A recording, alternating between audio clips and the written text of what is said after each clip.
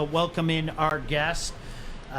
Played here for the Lions, currently with the Atlanta Falcons, a former Penn Quaker as well. Shout out to all the Penn guys. Let's bring them in. Brandon Copeland, linebacker, kindly joining us here on Baligian and Bell. First of all, Brandon, appreciate you taking the time. How are you? I'm great, man. I appreciate y'all having me. No, BC, man, BC was good. We're doing great, man. Thanks for taking the time out. Been trying to get you on for a while, man. I'm appreciate you taking this call. You know what? Of course, man. Really quick, I'm really excited about a lot of the things you're doing. But before we get into that, we know you dealt with some injuries in the past. I know you deal with the torn pec. How's the recovery going with that? You think you'll be ready? How's it going? Yeah, man. Fortunately, I'm good, man. I'm doing all my push-ups, stretching, and all of that type of stuff. Unfortunately, I've torn my pec twice now, both sides. So now, I'm matching.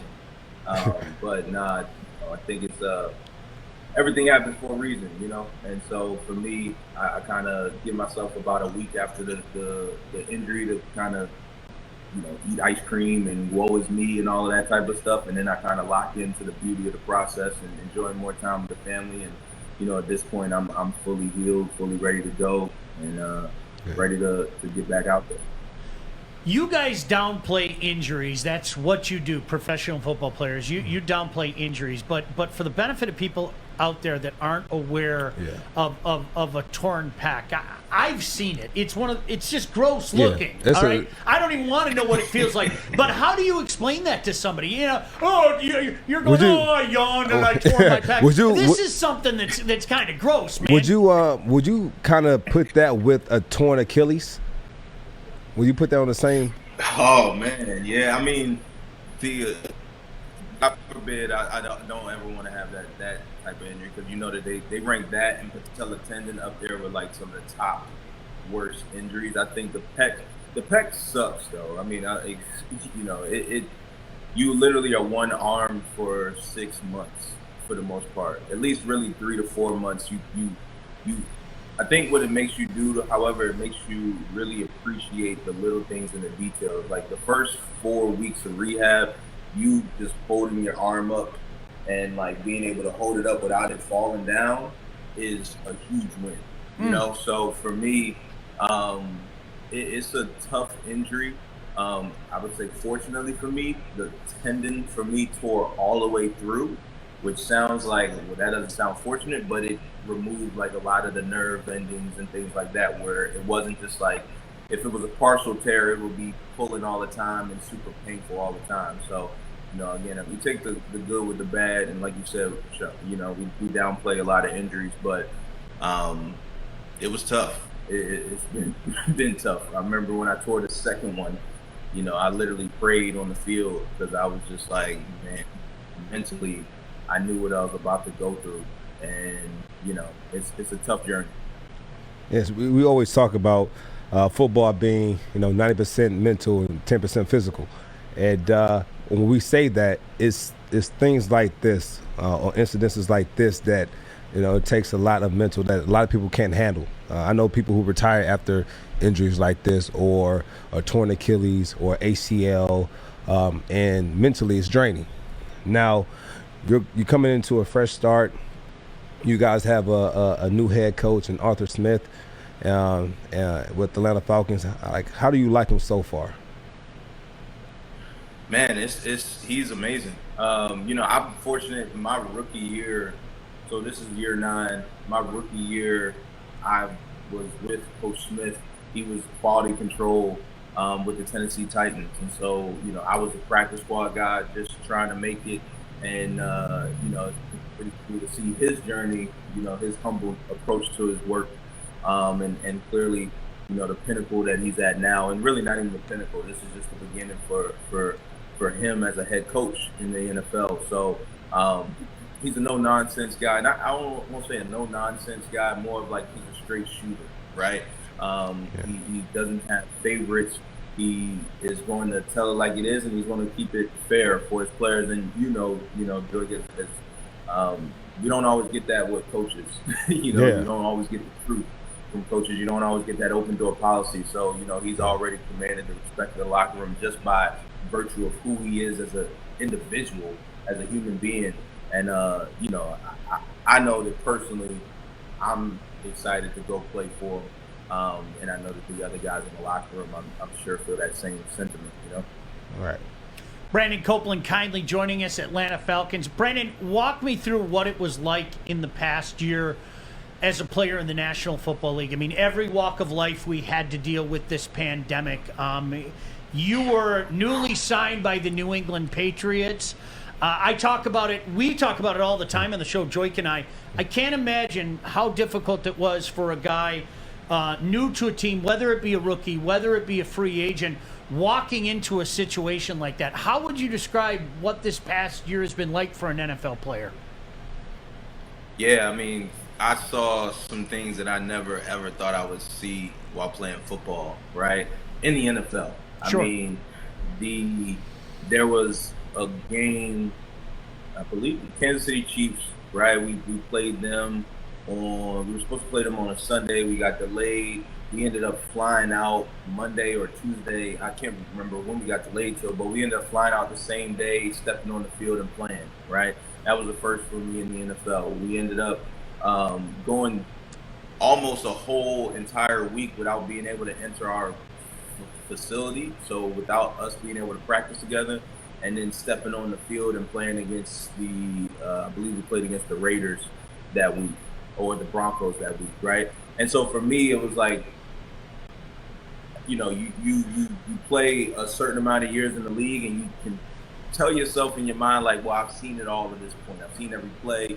I've seen every type of player. And, now it's just about executing. And there were situations we were in last year where it was like, there's nobody to talk to, right? Like, I couldn't reach out to Joik and be like, yo, how'd you deal with this? Because no one's ever dealt with this type of stuff. So it was different, man. It was definitely difficult, especially being a new player coming on the team, because you didn't, you build that chemistry and that camaraderie in the offseason, right? In those workouts together, pushing each other. You get to understand who's next to you as a player, right? What type of character they have. I was a new guy in the building, so although I knew some of the players coming onto the team, nobody had gotten the opportunity to work with me yet until we stepped on the field in training camp and until we stepped on the field in that first game. So totally different situation. My heart goes out to, however, the younger versions of myself, the undrafted free agents, for me, when I came into the league, I made the team in preseason games. And unfortunately, for the players last year, you didn't have that, right? Yeah. You didn't have the opportunity to showcase yourself to the rest of the league in preseason games. And so, there's a lot of guys who, unfortunately, they probably missed a major opportunity just by virtue of COVID. And it's affected us all in different ways. And hopefully we're still in the midst of a pandemic, but hopefully we're getting closer to normal, That's true. Great stuff. Yeah, great answer. I know, really quick, cause you've been around the league. You've been on different teams, and so you kind of, what teams are saying. What are other teams? What are their perception on the Detroit Lions? And you playing here? I mean, the thing is funny because I believe, like, if you look at the team that we played on in Detroit together, Joik, and you look at all the guys who've kind of like gone in different places, different teams, their careers kind of flourished. Like, you look around the league, you see Slay, you see Quandre, you see Tate and other guys, Tahir Whitehead, right? Myself, like, it was pretty. It's pretty cool. It's like an honor to talk about the guys that we played with on those teams. Obviously, there's a new coach in Detroit. We know with the Lions, and really, I'll talk about the city. We know that the city is built with the right blood, right? I guess it's the right type of people. It's the blue collar mentality. It's the hard hat mentality. I mean, I used to love going into that stadium and hearing, follow me into the jungle, and everybody going crazy. I know that, Detroit is yearning for a winning team and a winning franchise, and they deserve it, man. Those fans deserve it. They showed out for us all the time, and we were never able to really put it together for them. I think, as you know, right, like to answer your question directly, I think as you know, we all understand that like in the NFL, it's a small separation between good and great, right, and between a good team and a bad team. And so we know that Detroit is like close, right, like, and it just takes either a culture shift, a coaching shift, whatever it may be, to get it all together. But we do know that the guys on that field, there's nobody slacking on that field, right? So clearly, I'm rooting for the Atlanta Falcons this year, but clearly, part of me always kind of roots for Detroit because I think that fan base is, like I said, they deserve a winner, and they've supported through thick and thin, which has been amazing to see. I'm not gonna lie, some of our community visits on some of those weeks, were a little rough because the kids tell it like it is. Not gonna lie to you. I remember in one season we were 1-7, and the kids will let you know what the heck were y'all doing. But did we finish strong though? Did we finish strong? Did we finish strong? We finished strong. And and I think that was a testament because we're gonna be real. He doesn't like Jim Caldwell. I'm not gonna say he doesn't like him, but he doesn't. He didn't like what he. He appreciated what he did here, but he's not a Jim Caldwell fan. Brandon, can I put that script? I think he's one of the goodest. I just made up a word. He's a good man. He's a great man. He's a great man. Really, he is one of the goodest men I've ever met. Okay, but I think part of what you're saying is what I always come back to. There are people that glorify going 9-7 and losing in the playoffs, and I always say I want more than that.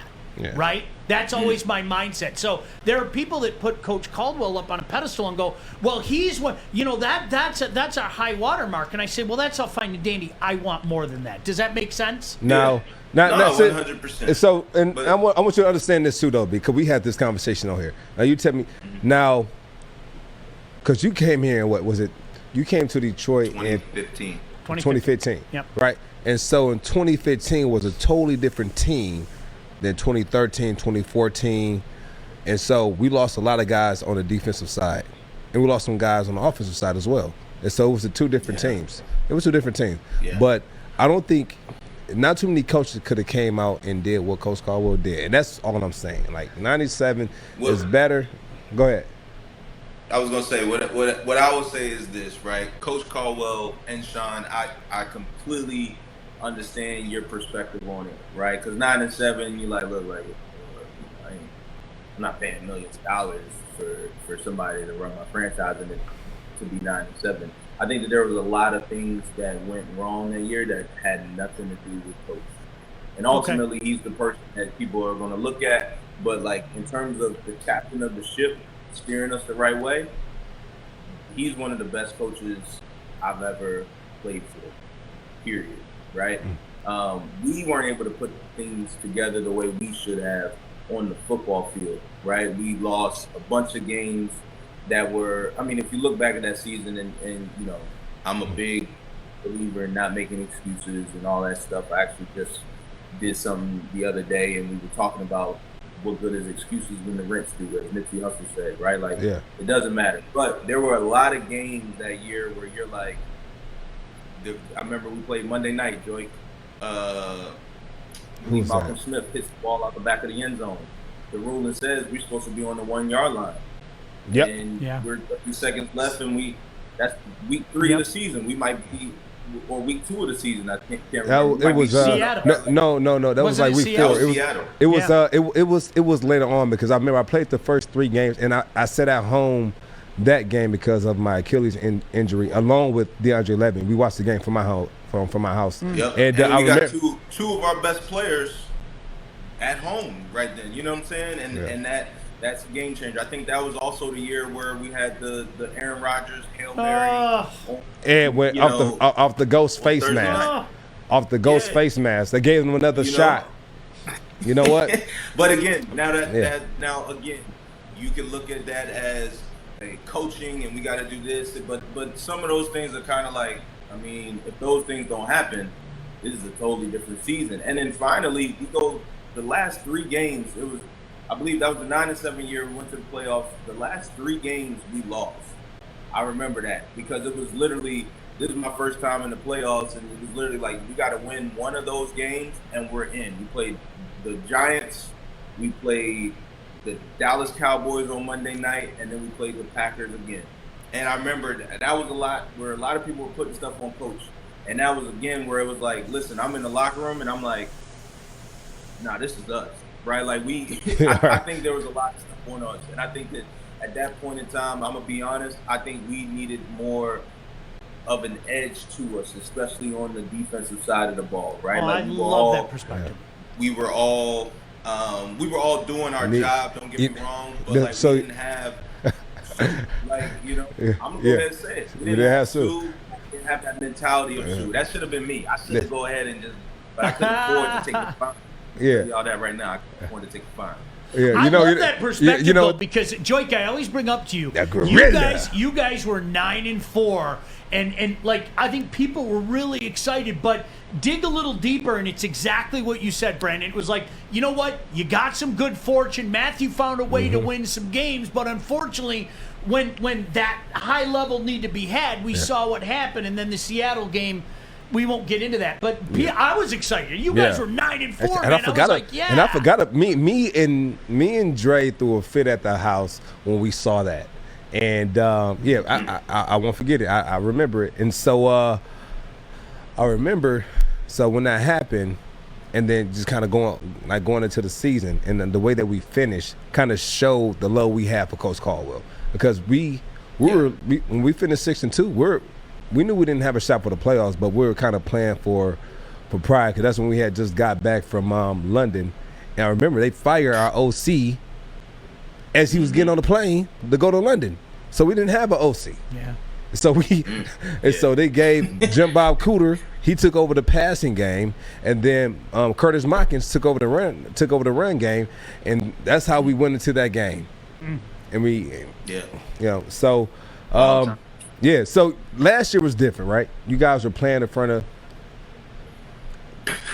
no one. Crickets. Really. Right, crickets, right? This year you guys are back to 100% capacity. How does it feel to get this normalcy back into the game? Man, I can't tell you how excited I am personally, to be able to go out and make plays and hear people react to them.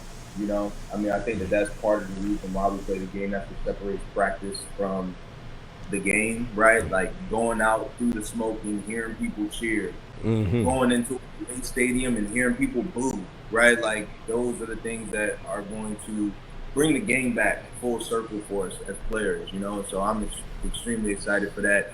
Like you said, Atlanta's 100% capacity. So, I know we play week 1 there against the Eagles. And I can't wait to come out and,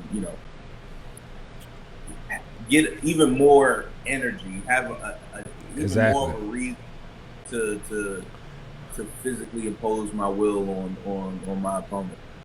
Brandon, I want to ask you about some of the stuff happening off the field for you, because I think it's awesome, and it's something that other athletes should look into. But can I talk about the kinship between a guy like Joik Bell and you? And what I mean by that is you guys are both undrafted players that obviously people didn't think had what made it. I watched this guy at Wayne State, and I told anybody to listen, this guy can play.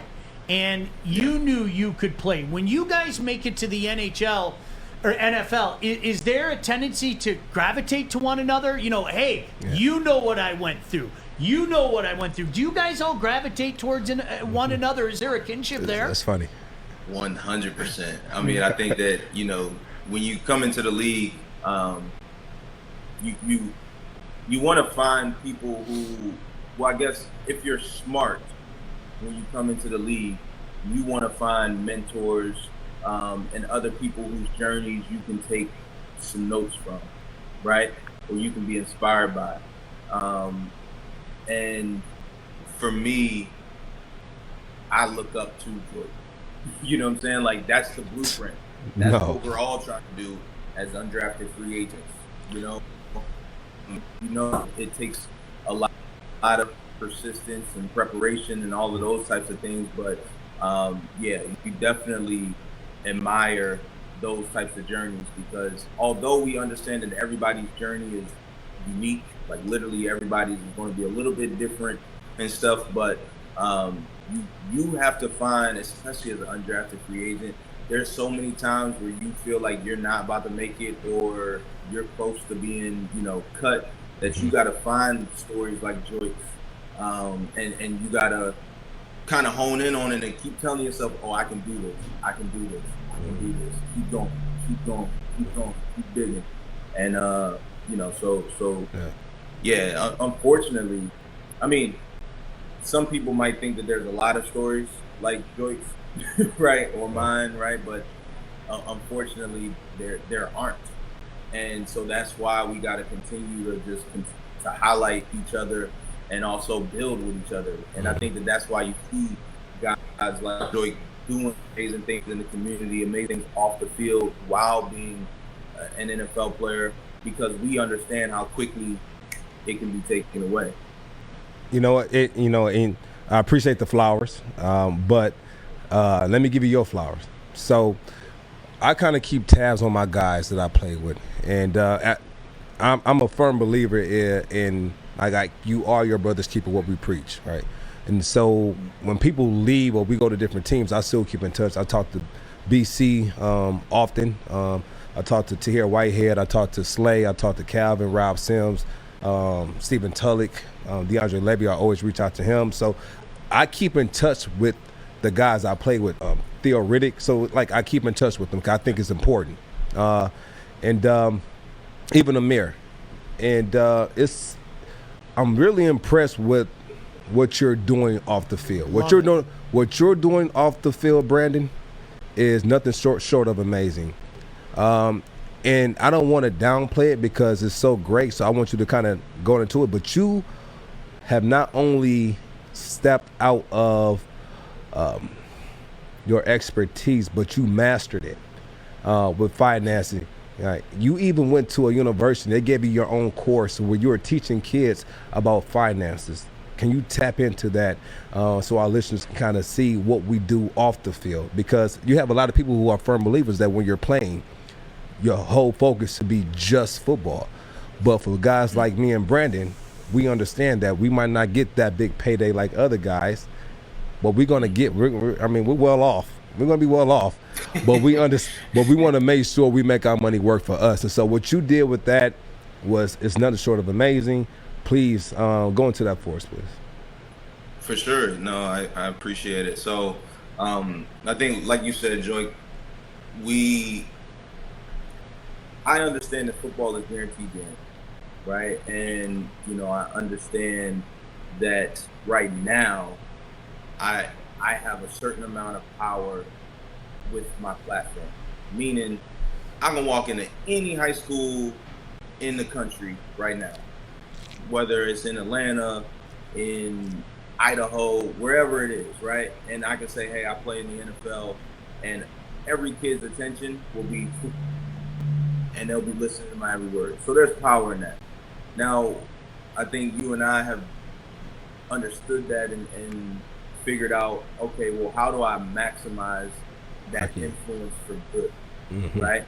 Because a lot of us, we come into the NFL, and as you said, we have those blinders on. People tell us to focus on football, and hey, for some people that works, but for me, I don't know what my life or my influence will be like beyond football, although I'm trying to create what that's like now and lay the seeds for that now. So for me, I have to go ahead and maximize that opportunity and that power today.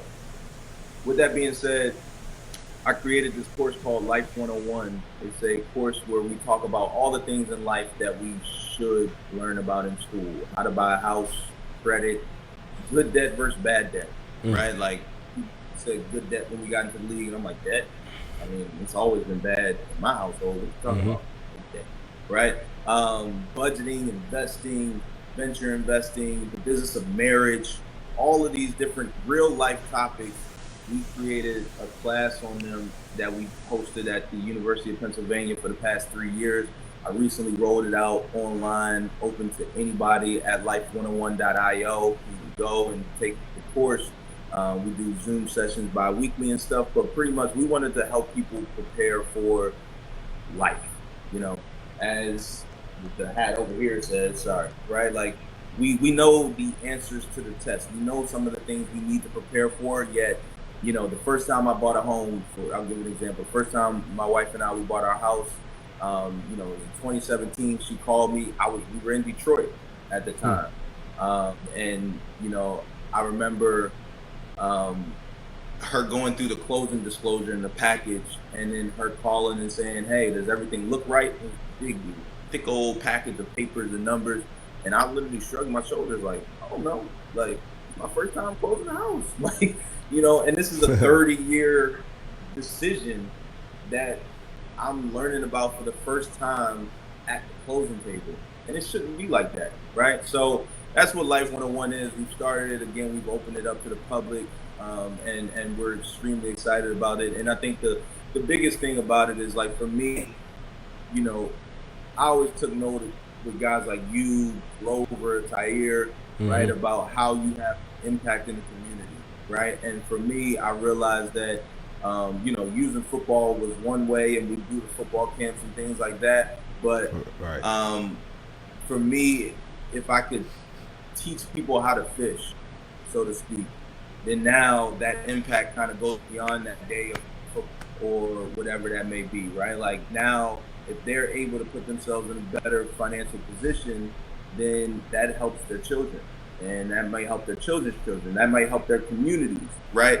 That might create more business owners, right? Whatever it may be. And for me, when I leave this earth, you know, my impact will continue to have that ripple effect, God willing, because of the things that we're doing in the financial wellness space, because I do think it ties to a lot of our mental health issues, our stress and our anxiety levels.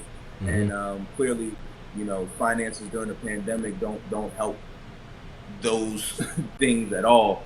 So, you know, again, that's why we're trying to do the work we're trying to do in the financial advocacy space.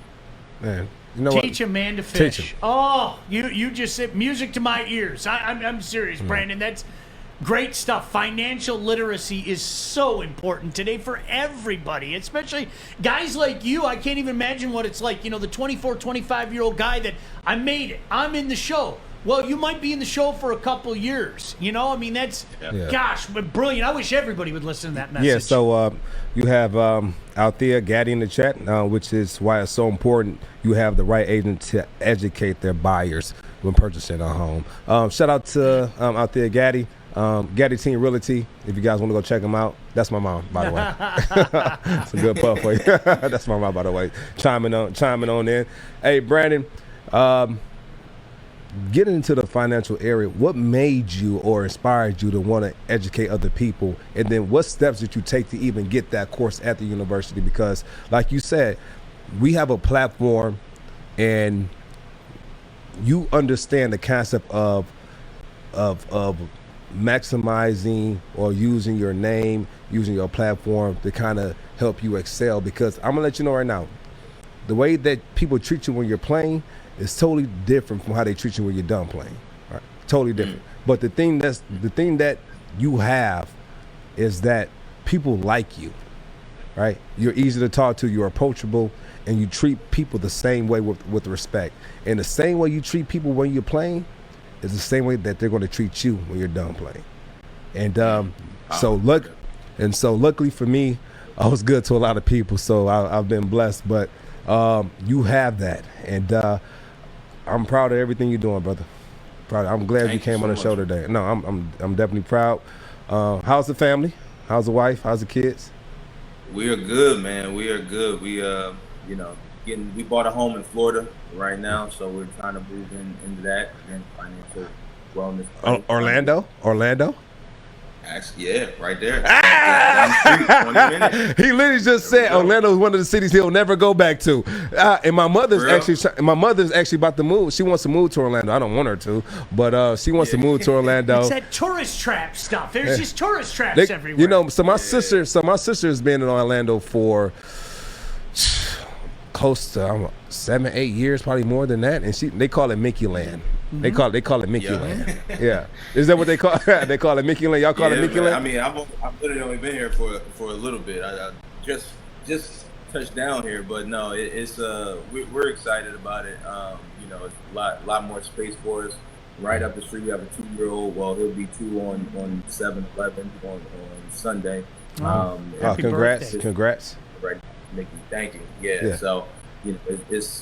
We're happy about it, but now we're going through the whole, moving process, building up things. We gotta act like I gotta act like I'm Brandon the builder over here, act like I know what I'm doing and stuff like that. Pass me the screw. Getting brownie points. Okay, all right. I want you to do me a favor, Brandon. I want you to do me a favor. If you ever have anything that you're doing, I mean, anything at all, dealing with the financial world, dealing with if you have a nonprofit, you're trying to do something and you want to help get the word out, you always have an open door here. Come on here, tell us about what you're doing. So always. For real. Yeah, always. I never thought in my life I'd root for the Atlanta Falcons, but after talking to you, damn it, go Falcons. Except when you play the Lions. I hope you can accept that, but go Falcons. Yeah. I mean, you're a likable guy. You get it. It's awesome. Get it. It's funny. I had one encounter with your owner. So one encounter. I had one encounter with the owner. Arthur Blanks? One encounter.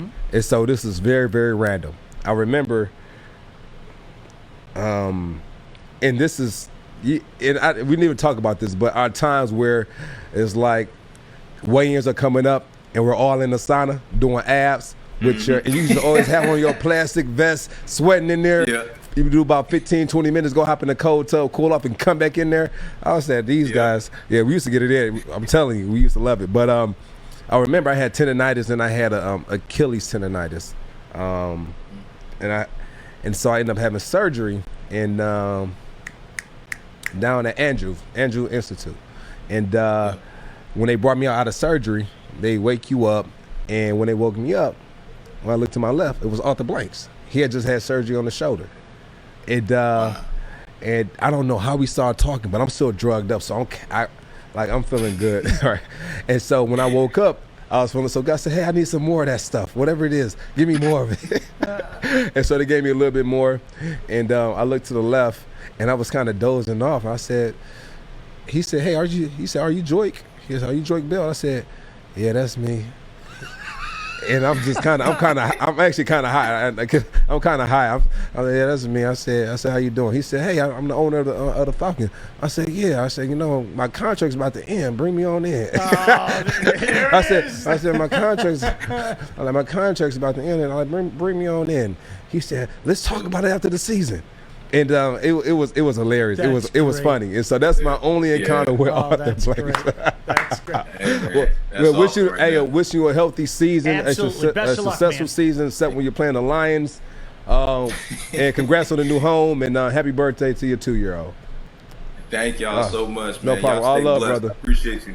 Appreciate you, brother. man. Continued success. Man. Brandon Copeland, everyone. That's awesome. Yeah, great guy, man. Oh, great guy. Gosh. He gets it. He's one of the guys that when he's done playing, I don't have to worry about. I do not have to worry about. Just told. And you are. So during the middle of the conversation, did you hear the conversation about when he said, Brandon goes, look, you can make the choice, you can be good or you can be great, right? And I don't know if people know this, but that's Art's go-to line every day. It wasn't. He's paraphrased. That's not. He said it's a fine line. It's a fine line between being good as soon as he said You're not I being looked good down, right now, and Joey. I kid you not, Art's face goes like this. He just stared me down, and I had to do everything I could to keep from laughing because the fine line between good and great. And I looked down, and Art's just going like this. I'm telling you, just staring at me. Look, I want to talk about our time in Detroit, though. I remember when Brandon came in. No lie, he would grind, right? He would grind. So I remember I'll probably be, after practice, I'll do the after practice over, I might, do my post-practice stretching, cold tub, hot tub. Then I'll get out and then dry off, and I'll go to the sauna. And then Brandon will be in there, and he'll have on his sweatsuit, and he'll push-ups, sit-ups, and it was just like a routine. I would always see him in there. So he was very consistent, and that's why you don't get to be 9 years in the NFL without being consistent.